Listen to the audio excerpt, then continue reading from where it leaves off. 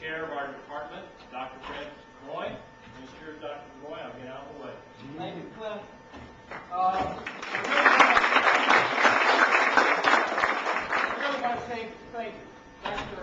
Wallington, who really is the coordinator and the driver of that course, because he shows up every Tuesday from 4 to 6 to teach the students. But really, in the spirit of RIT, one of our strategic initiatives of RIT is career discovery. Space tourism development is indeed that course that truly allows us to expand our minds, both the faculty and students, to look into the future. So that is the spirit of the course, and we've been blessed with a number of faculty on this campus that have participated in this course. And these faculty are volunteers. They are individuals that have built very effective educational models and that have helped us achieve our goal. Tom Berge, orbital engineer. Colonel Berge presents a very unique software package to really map the floating of the first space hotel. And students are responsible for actually putting together a tour package as they look down on Earth and they see the Earth beneath the floating hotel. Barb Syria involved with the nutrition part of this, really trying to put together the kind of meal and the kinds of entrees that allow our guests to come back safely and enjoy their trip. Dan Goodwin in packaging. Professor Goodwin has taken students into the packaging lab. He has placed them on that vibration table, the famous packaging vibration table, and shook the table to simulate the lifting of the forces for entering into space. Deanna Jacobs, also a faculty member in packaging, who was in the very early days involved with asking some of the critical questions of packaging for space. Liz Kimisinski, another nutrition faculty member, that also asked the right questions in terms of the kinds of meals that would be prepared for space. Carl Lundgren. Carl really got into the mechanical systems, tried to explain to the class why in a hotel the Johns don't flush in 0G. The principles of physics really came to play as we designed our facilities. Karen Proctor, also packaging science, was involved in the early days of the creation of this particular course and asking the right questions. Ed Steffens, he was very interested in the legal side of what kind of laws and rules and types of risk were involved in actually operating such a facility. Jennifer Wadhams, Jennifer, are you here today? An environmental technologist looking at the issues of closed system environments in terms of guest stay. And then a person from Bowling Green that came up. Dr. Dawn Midges came up from Bowling Green to help us in the design of this course, and had spent at least 4 to 5 years with NASA before she arrived. We also had some special guests today. There's a couple of students from Carnegie Mellon that came up. Where are you sitting? They had to go. Oh, they had to go. Trying to reach the snow. But they are working on a robotic mechanism to assemble the tanks that Gene Myers is going to talk about. And they were with us most of the day today. We have a fashion designer with us from New York. Would you please stand? She is looking at her company getting involved right now in the design of apparel for space.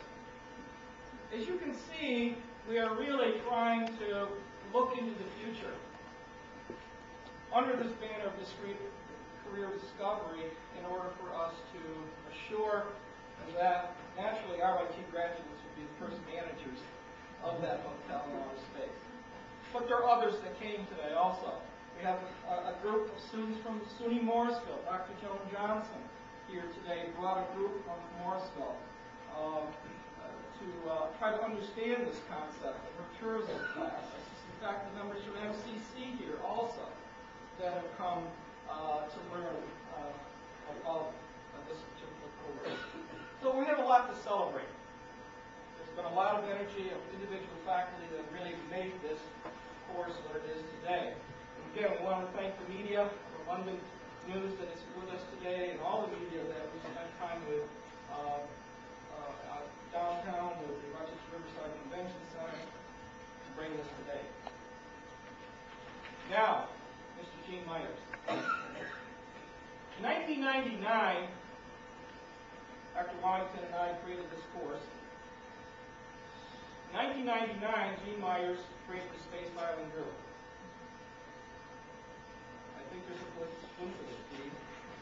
That maybe our vision came together because Gene was with TRW. He was an industrial engineer, spent numbers of years in that company, in the automobile division of that company.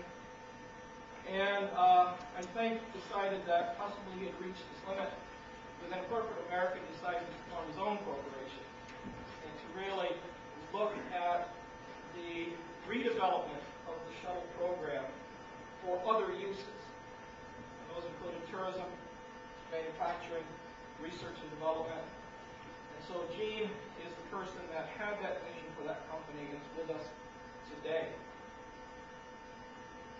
And so over the last 2 years, we've been on the phone together, talking about concepts and plans, talking about individual corporations that are participating in this plan.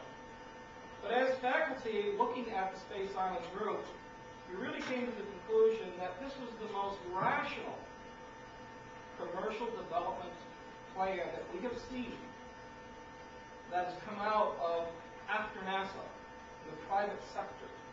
And we were very excited about what he was presenting, and again, it matched our dream, putting together a curriculum that would really prepare RIT graduates for space business development. Gene?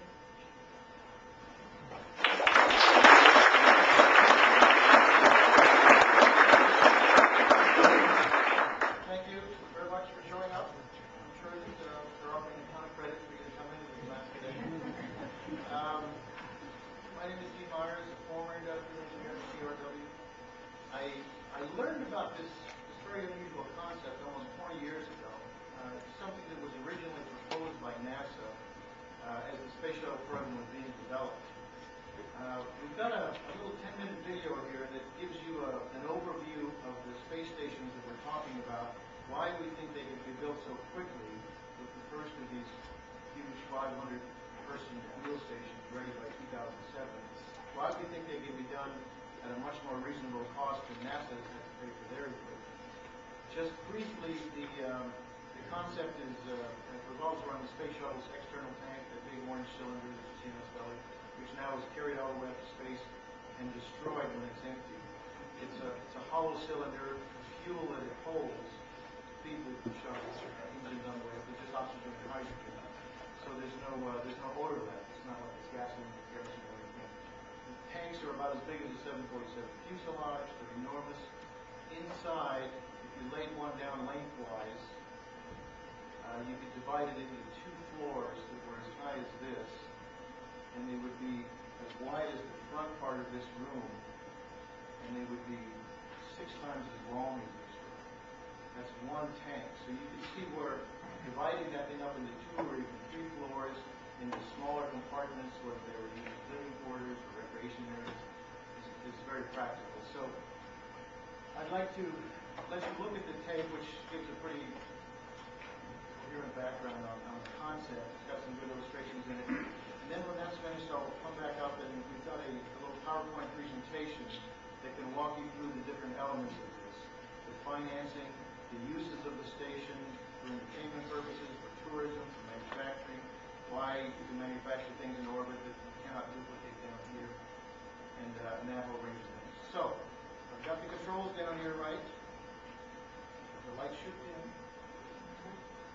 If they don't and the sprinklers come on, then okay. So, the little 10-minute video, the narrator is not a professional, but he's, taking a shot.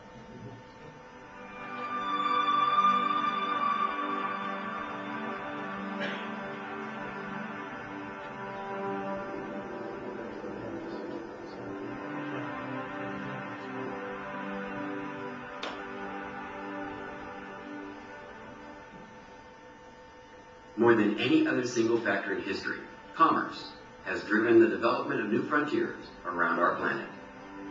Early trading companies financed the transport of exotic products from New World frontiers to Old World cities and palaces, and brought tremendous wealth to both. In North America, our government joined with railroad companies to help frontier entrepreneurs obtain supplies from eastern factories, then move the frontier products back to eastern markets. The rail lines made possible the construction of trading outposts and towns across the continent.